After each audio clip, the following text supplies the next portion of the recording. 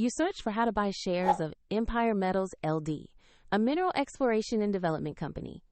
Empire Metals LD trades on LSE plc under the ticker EEE.L. This video is educational and not financial advice. To buy shares, you need a brokerage account, and I will use eToro as an example to show the process. After registering, you must verify your account with ID and add funds before placing an order. Use the broker's search box and type the ticker EEE.L to find Empire Metals LD. Verify the listing is on LSE plc to ensure you select the correct stock. Open the asset page to review basic company information and the price chart for recent movements.